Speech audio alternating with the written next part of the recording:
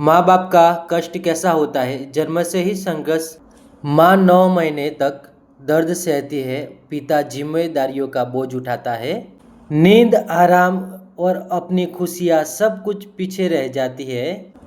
पालन पोषण की चिंता, पढ़ाई सही होगी, सही संगति मिलेगी या नहीं मिलेगी, बच्चा सही रास्ते पर चलेगा या नहीं।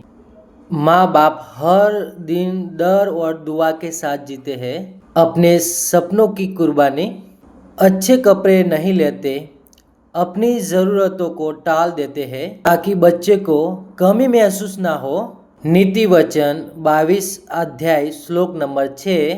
लड़के को उसी मार्ग पे चला जिस पे उसको चलना चाहिए, बदले में अपेक्षा नहीं।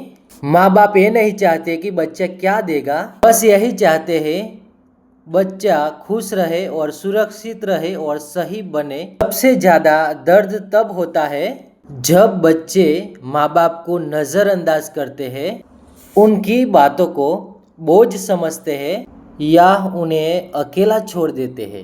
निर्गमन 20 अध्याय श्लोक नंबर 12, उसमें वचन कहता है, अपने पिता और अपनी माता का आदर कर।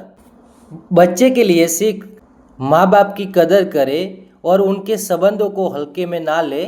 समय रहते प्यार और सम्मान दे।